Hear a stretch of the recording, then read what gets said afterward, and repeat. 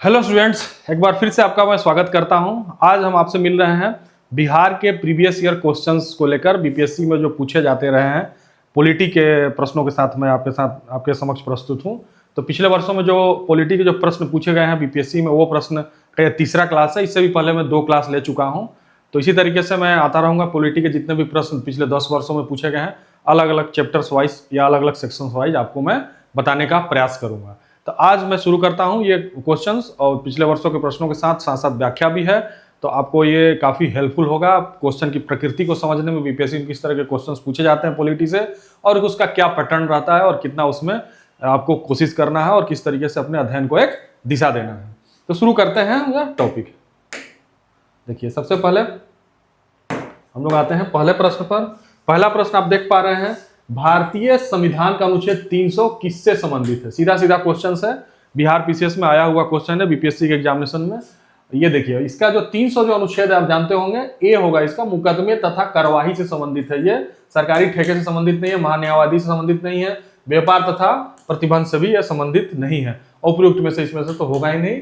एक सीधा सा इसका आंसर है, अनुच्छेद 300 किससे संबंधित है, मुकदमे तथा कार्यवाही से। ये आपको आना चाहिए।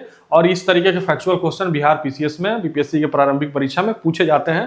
तो आपको फैक्चुअल क्वेश्चंस के बारे में भी अच्छी जानकारी होनी चाहिए, फैक्ट्स भी आपको अच्छी जानकारी होनी चाहिए। तो इससे आपको एक पता लगा कि जो अनुच्छेद है उससे भी क्वेश्चंस आते रहे हैं। तो ये सीधा सा इसका आंसर है, अनुच्छेद 300 से संबंधित जो है, मुकदमे और कार्यवाही से संबंधित है। अब हम इसका वो समझते हैं, एनालिसिस, व्याख्या। भारतीय संविधान के अनुच्छेद 300 के अंतर्गत वाद और कार्यवाहियों का उल्लेख है। अनुच्छेद 302 में व्यापार, वाणिज्य और समागम पर निर्बंधन आरोपित करने का संसद की शक्ति, और अनुच्छेद 76 में भारत का महान्यायवादी का उल्लेख है। तो ये इससे आपको क्लियर हो जाता है कि जैसे ये जो होगा, ये महान्यायवादी को जो होगा, आप जानते हैं, एक मिनट, महान्यायवादी जो हो जाएगा हमारा 76 में हो जाएंगे, अनुच्छेद 76 में।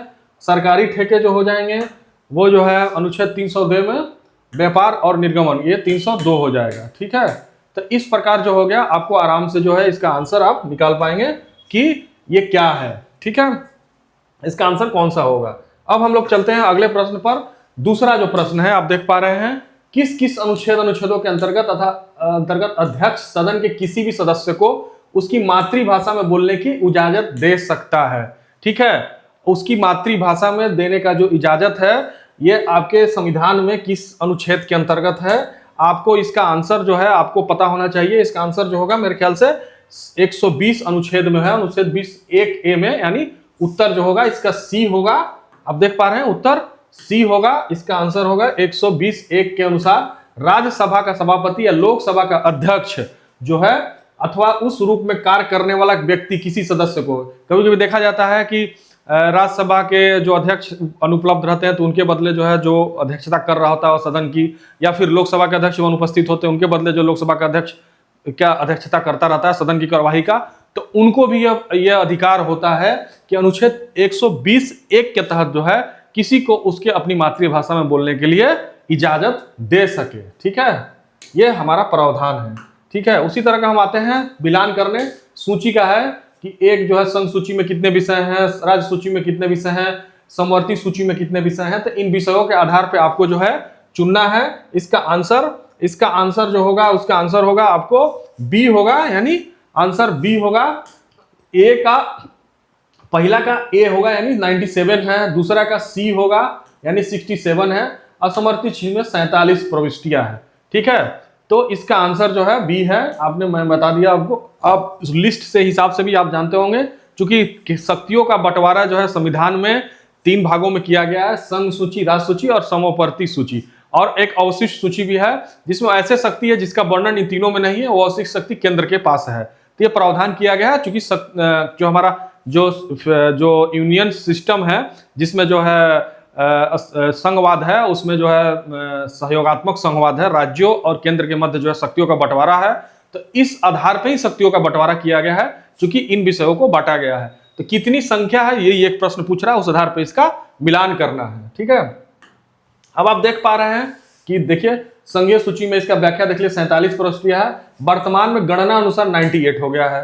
राज्य सूची में 66 है, गणना अनुसार 59 है।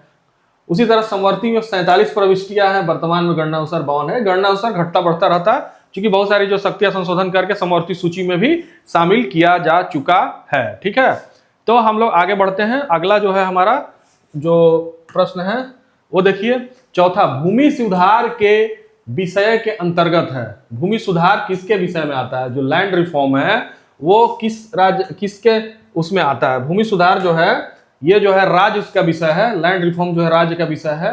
ये राज्य सूची में इसका ये जो शक्ति है, राज्यों को ये अधिकार दिया गया है कि वो अपने इस तरीके से जो है अपने शक्तियों का जो इस्तेमाल करें। राज्य सूची में है भूमि के सुधार से संबंधित। ठीक है, तो इसका आंसर भी आप देख लीजिए, आंसर भी वही सी है। भूमि सुधार राज्य सूची का विषय है। राज्य सूची में कुल 66 प्रविष्टियां और 59 गणना अनुसार है, मैंने बताया अभी आपको।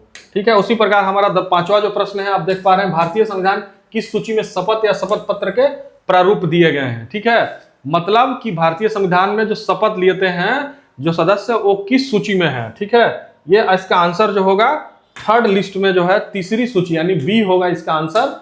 ए नहीं होगा, सी नहीं होगा, डी नहीं होगा, तीसरी सूची में ये हमारे संविधान में ये वर्णन है कि शपथ का जो वर्णन है वो तीसरी सूची में दिया गया है। इसका व्याख्या आप देख लीजिए, संविधान की तीसरी अनुसूची यानी थर्ड शेड्यूल में शपथ या प्रतिज्ञान का प्रारूप दिए गए हैं। इसमें संघ एवं राज्य के मंत्री के लिए एक पद और गोपनीयता की शपथ हो तथा संसद एवं राज्य विधानमंडल के लिए निर्वाचन के अभ्यर्थी, सदन सदस्य, विधानमंडल के सदस्य, उच्चतम एवं उच्च न्यायालय के न्यायाधीशों और भारत के नियंत्रक एवं महालेखा परीक्षक द्वारा ली जाने वाली शपथ किए जाने प्रतिज्ञान का प्रारूप दिए गए हैं। इसमें लेखा परीक्षक का भी इसमें जो है वो है, उसके बारे में वो अपनी शपथ ले सकते हैं, इसमें ये भी प्रावधान है। उसी तरीके से हम अगले प्रश्न में जाते हैं। छठा जो प्रश्न है हमारा, निम्नलिखित में से कौन सा विषय समवर्ती सूची में है? ठीक है, कृषि, शिक्षा, पुलिस, रक्षा। ठीक है, कृषि राज्य का विषय है, पुलिस भी राज्य का विषय है, रक्षा भी, रक्षा सेंटर का विषय है। आप लोग जानते होंगे रक्षा जो है सेंटर का विषय है, मतलब केंद्र इस पर निर्णय ले सकता है। पुलिस राज्य का विषय है, आंतरिक सुरक्षा में आता है पुलिस। ठीक है, उसी तरह से इसमें जो है शिक्षा जो है समवर्ती सूची में आएगा कि शिक्षा पे दोनों को ये पावर होती है, राज्य और केंद्र को, कि इसके बारे में कानून बना सके। कई बार आप देखे होंगे कि शिक्षा में जो है कानून केंद्र सरकार ही बनाता है, जैसे नेशनल एजुकेशन पॉलिसी है, और राज्यों को भी अधिकार होता है। इसका एक सीधा उदाहरण आप सेंट्रल यूनिवर्सिटी और स्टेट यूनिवर्सिटी समझ सकते हैं कि सेंट्रल यूनिवर्सिटी का जो एडमिनिस्ट्रेशन होता है वो जो है केंद्र के पास होता है, और राज्य जो स्टेट यूनिवर्सिटी होती है वो स्टेट के पास होता है उसका पावर। तो ये इस तरीके से उदाहरण से भी आप समझ सकते हैं। ठीक है, तो इसका आंसर होगा शिक्षा। इसका सीधा सीधा भारतीय संविधान में संघीय ढांचे को मजबूती प्रदान करने के लिए विषयों को केंद्र और राज्यों को निश्चित कर दिया गया है। इन्हें महत्व के आधार पर संघ सूची, राज्य सूची और समवर्ती सूची में विभाजित किया गया। जैसे आपने देखा कि डिफेंस है, डिफेंस जो है संघ सूची का विषय है, या फिर वैदेशिक संबंध भी जो है संघ सूची का विषय है। विदेशों से जो संबंध का डिसीजन होता है, विदेशों से जो संबंधों का जो आगे बढ़ाना होता है संबंधों को, उस पर जो डिसीजन लेता है केंद्र सरकार ही लेता है, तो इसलिए वो केंद्र का यानी संघ का विषय है। उसी प्रकार से बहुत सारे जो विषय होते हैं उनके सुविधा अनुसार केंद्र और राज्य में बांटा गया है और उनके महत्व के आधार पर। जैसे शिक्षा प्रारंभ में राज्य सूची में शामिल थी, किंतु संघ और राज्य दोनों के लिए इसके समान महत्व को देखते हुए संविधान के 42वें संशोधन अधिनियम 1976 की धारा 57 द्वारा इस समवर्ती सूची में डाल गया। कभी कभी यह भी क्वेश्चन पूछता है कि किस संविधान संशोधन के द्वारा जो है शिक्षा को यानी एजुकेशन को समवर्ती सूची में शामिल किया गया। तो हाँ, ये आप बताएंगे कि 42 अमेंडमेंट के द्वारा शिक्षा को जो है समवर्ती सूची में शामिल किया गया। अब हम आते हैं अगले प्रश्न पर।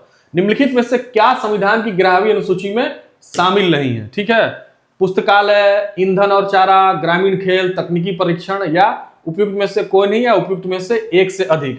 तो इसका आंसर हम लोग देखते हैं कि इसका जो आंसर होगा सी होगा, यानी संविधान की 11वीं सूची में ईंधन और चारा जो है शामिल नहीं है। अब 11वीं अनुसूची में क्या है आप जानते होंगे कि पंचायत है, लोकल गवर्नमेंट से संबंधित 11वीं अनुसूची है। पहले हमारे संविधान में जो प्रारंभिक रूप से जब संविधान लागू किया गया था, यानी मूल संविधान में 8 अनुसूची थी, बाद में जो है संशोधन करके अनुसूचियों की संख्या बढ़ गई, 12 अनुसूची हो गई। उसी तरीके से 11वें अनुसूची में ग्राम पंचायत का प्रावधान है, इसलिए बाकी जो आप विषय देख पा रहे हैं, जो ग्रामीण खेल है, तकनीकी परीक्षण है, ये सब सभी जो है ग्रामीण में आता है, इसलिए इसका जो होगा ईंधन और चारा जो है नहीं होगा। देखिए 11वीं अनुसूची में पंचायत का उल्लेख है, जिसमें कुल 29 विषय शामिल है।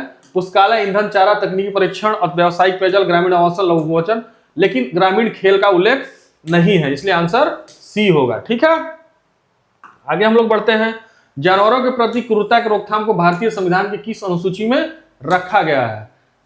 जानवरों के प्रति क्रूरता, क्रूरता मतलब जानवर को जो है उसके प्रति आपको क्रूर नहीं होना है, जानवरों के प्रति भी उनको भी सम्मान से देखना है। तो किस सूची में शामिल किया गया है? ये देखिए, इसका आंसर होगा रोकथाम के लिए 7वीं अनुसूची की समवर्ती सूची में शामिल किया गया है। यानी ये केंद्र और राज्य दोनों का विषय है, इसको समवर्ती सूची में शामिल किया गया, इसलिए आंसर इसका सी हो जाएगा। ठीक है, अगला हम लोग बढ़ते हैं। भारतीय संविधान की निम्नलिखित अनुसूचियों में से किसमें राज्यों की परिषद में सीटों के आवंटन का प्रावधान समाविष्ट है? भारतीय संविधान के निम्नलिखित अनुसूची में किसमें राज्यों की परिषद में सीटों का आवंटन, ठीक है, राज्यों की परिषद में सीटों का आवंटन का जो है चौथी अनुसूची में हमारा जो है इसका आंसर डी होगा। चौथी अनुसूची में यह प्रावधान है। इसकी व्याख्या हम लोग देखते हैं। भारतीय संविधान की चौथी अनुसूची में राज्यों एवं केंद्र शासित प्रदेशों के लिए राज्यसभा में सदस्यों की संख्या अर्थात सीटों के आवंटन के बारे में उल्लेख है। भारतीय संविधान 22 भागों में विभाजित है तथा इसमें से 395 अनुच्छेद तथा 12 अनुसूचियां है। ये तो मैं पहले भी आपको बता चुका हूं कि पहले 8 अनुसूची थी, बाद में इसको बढ़ा के 12 अनुसूची कर दिया गया। और ये सीटों के आवंटन के बारे में, जो राज्यसभा में सदस्यों के सीटों के आवंटन के बारे में जो है 4th शेड्यूल्ड में यानी चौथे अनुसूची में इसका प्रावधान है। सीधा सा इसमें आंसर है। उसी तरीके से हम लोग अगले में बढ़ते हैं। 5वीं अनुसूची किस विशिष्ट समूह के लोगों के शासन और हितों की सुरक्षा से संबंधित है? 5वीं अनुसूची किससे संबंधित है? विशिष्ट जो है 5वीं अनुसूची अनुसूचित जनजाति जाति के लोगों के शासन से संबंधित है। यानी अनुसूचित जाति जनजाति होगा, सॉरी अनुसूचित जनजाति होगा इसका आंसर, अनुसूचित जनजाति होगा, ये नहीं होगा, सॉरी, इसका आंसर डी होगा। अब इसका हम लोग व्याख्या देखते हैं। 5वीं अनुसूची अनुसूची जो है अनुसूचित जनजाति के लोगों के शासन और हितों की सुरक्षा से संबंधित है। भारतीय संविधान की 5वीं अनुसूची के अंतर्गत अनुसूचित क्षेत्रों, अनुसूचित जनजातियों के प्रशासन और नियंत्रण के बारे में उपबोध किए गए हैं। इसके साथ ही साथ जो है प्रत्येक राज्य के राज्यपाल का यह कर्तव्य है कि वो प्रतिवर्ष या राष्ट्रपति के अपेक्षा किए जाने पर उस राज्य के अनुसूचित क्षेत्रों के प्रशासन के संबंध में राष्ट्रपति को प्रतिवेदन देगा। ये प्रावधान है, वहां के राज्यपाल को ये इस तरीके से इंपावर किया गया है। ठीक है, अब हम लोग आते हैं भारतीय संविधान के मतलब 11वें प्रश्न पर। यह भी है, भारतीय संविधान की किस अनुसूची में दल विरोधी अधिनियम के प्रावधान रखे गए हैं? ये मेरे ख्याल से इसका आंसर 10वीं अनुसूची होगा। 10th शेड्यूल में ये प्रावधान किए गए थे। इसका आंसर हम लोग देखते हैं 11 का डी। भारतीय संविधान में 52 यानी 52वें संविधान संशोधन 1985 द्वारा 10वीं अनुसूची के तहत दल बदल के आधार पर निर्भरता एवं संबंधी उपबंध किए गए हैं। इसमें किसी दल में एक साथ पूर्ण दल बदल, एक साथ लघु दल बदल या दल के प्राधिकृत व्यक्ति के निर्देश के विरुद्ध मतदान करने संबंधी प्रावधान है। इसके तहत भारत में प्रथम बार राजनीतिक दलों का संवैधानिक मान्यता प्रदान की गई। यही है हमारा 10वीं अनुसूची 10th शेड्यूल में इसके बारे में वर्णन किया गया। तो आप देख पा रहे हैं कि शेड्यूल से कितने प्रश्न आते हैं, इसलिए शेड्यूल से रिलेटेड जितने भी प्रश्न हैं आप उसको अच्छे से देख लीजिएगा। मैं तो आपको बता ही रहा हूं। ठीक है, अगला हम लोग देखते हैं भारतीय संविधान की 10वीं अनुसूची का संबंध है। यह भी आप लोग समझ गए कि दल बदल प्रतिरोधी विधायन से, यानी अनुसूची से रिलेटेड बहुत सारे क्वेश्चन से उसको घुमा के पूछ रहा है, दल बदल से संबंधित है। ठीक है, अगला हम लोग वही व्याख्या होगा। अगले 13वें प्रश्न पे आते हैं। भारतीय संविधान की प्रस्तावना के सिलसिले में निम्नलिखित में से कौन सा क्रम सही है? अब आपको इसका प्रस्तावना यानी प्रियम्बल के जो सही क्रम होता है वो आपको याद रखना चाहिए। कभी कभी जो यूपीएससी में भी ये क्वेश्चन आया हुआ है और पीसीएस में भी आया हुआ है, तो इसलिए ये प्रस्तावना को भी अच्छे से आपको आना चाहिए। तो इसका आंसर होगा, मेरे ख्याल से इसका आंसर होगा डी, जैसे सार्वभौम सत्ता संपन्न समाजवादी धर्मनिरपेक्ष जनवादी गणतंत्र। तो ये आपको याद रहना चाहिए इसका क्रम कि कभी कभी सर्व संपन्न जनवादी धर्मनिरपेक्ष, तो समाजवादी है, ठीक है, समाजवादी को जोड़ा गया था बाद में संविधान संशोधन करके। धर्मनिरपेक्ष जनवादी गणतंत्र है ये भारत। सार्वभौम सत्ता संपन्न या सार्वभौम प्रभुत्ता संपन्न कभी कभी लिखा रहता है।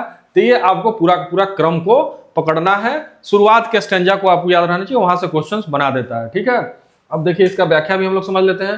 प्रश्न में दिए गए भारतीय संविधान की प्रस्तावना में वर्णित किए गए हैं। ये भारतीय राज्य व्यवस्था के स्वरूप का वर्णन करते हैं। इसमें समाजवादी और धर्मनिरपेक्ष शब्द मूल संविधान में नहीं थे, इन्हें 42वें संशोधन द्वारा जोड़ा गया था। जैसा मैंने बताया कि इसको बाद में शामिल किया गया था, समाजवादी और धर्मनिरपेक्ष। इसके पीछे बहुत सारा कारण है कि मूल संविधान में जो है समाजवाद को क्यों नहीं शामिल किया गया था, ये बहुत बड़ी इस पे एक व्याख्या है, वो वहां मैं अभी नहीं आऊंगा। साथ ही आपको जोड़े जाने के पश्चात संविधान में इन शब्दों का निर्धारित क्रम सार्वभौम, सत्ता संपन्न, समाजवादी, पंथ निरपेक्ष, जनवादी, गणतंत्र हो गया। ध्यान रखने योग्य तथ्य है कि संविधान में उल्लिखित शब्द ये हैं, देखिए ये उस तरीके से पूछा गया है, संविधान में जो उल्लिखित शब्द है उसको दूसरे तरीके से घुमा के पूछ दिया गया, लेकिन अर्थ वही होता है। ऐसे संपूर्ण प्रभुत्व संपन्न, समाजवादी, पंथ निरपेक्ष, लोकतंत्रात्मक, गणराज्य। जनवादी मतलब कि लोकतंत्रात्मक ही होता है, पीपुल्स से रिलेटेड है, तो इसलिए आपको इसके अर्थ को भी समझना है। शब्द के साथ साथ कभी कभी शब्द को घुमा के दे देता है प्रश्न में, ठीक है। अब आते हैं हम लोग अपने 14वें प्रश्न पर, यानी भारतीय संविधान की प्रस्तावना भारत को किस रूप में घोषित किया गया है, ठीक है। अब वही है, देखिए किस तरीके से, एक सार्वभौम, समाजवादी, धर्मनिरपेक्ष, पंचतांत्रिक, गणराज्य, इसको घोषित किया गया है। इसका आंसर सी होगा, ठीक है, वही व्याख्या है। उसी प्रकार जो है भारत में लौकिक सार्वभौमिकता, क्योंकि संविधान की प्रस्तावना आरंभ होती है प्रजातांत्रिक शब्द से, ठीक है, प्रजातांत्रिक शब्द से, इसका आंसर डी होगा, ठीक है। हम भारत के लोग से शब्द होता है कि हम भारत के लोग, संपूर्ण प्रभुत्व संपन्न, गणतांत्रिक, लोकतांत्रिक जो भी है, तो ये आपको याद रखना पड़ेगा। और भारत के लोग से ही यह संविधान की प्रस्तावना शुरू होती है, इसलिए सार्वभौम है, यूनिवर्सल है, ठीक है। अब इसको हम समझते हैं, भारतीय संविधान की प्रस्तावना हम भारत के लोग शब्दों से शुरू होती है, तो भारत में लौकिक सार्वभौमिकता है। इसका अर्थ है जनता सर्वशक्तिमान है और किसी बाह्य सत्ता के अधीन नहीं है, ठीक है, सार्वभौम है जनता। तो आज के क्लास में जो है इतना ही, आज के क्लास का ये अंतिम प्रश्न था। हम मिलेंगे आपको बीपीएससी में पूछे गए प्रीवियस ईयर क्वेश्चन के साथ नेक्स्ट क्लास में, पॉलिटी के प्रश्नों के साथ ही मिलेंगे। आशा है ये क्वेश्चन से आपको एक आइडिया लगा होगा किस तरीके का प्रश्न आता है और किस तरीके के प्रश्नों में अपना जो है आपको अपने एनर्जी को लगाना चाहिए, अपने उत्साह को लगाना चाहिए, अपने तैयारी को नई दिशा देनी चाहिए। हमारा प्रयास आपके लिए लगातार जारी रहेगा। अगर चैनल को आपने लाइक और कमेंट नहीं किया है तो कर दें, और साथ ही साथ जो है अगर आप सब्सक्राइब नहीं किए हैं तो प्लीज सब्सक्राइब भी कर ले चैनल को। मिलते हैं आपको नेक्स्ट क्वेश्चंस के साथ। Thank you so much.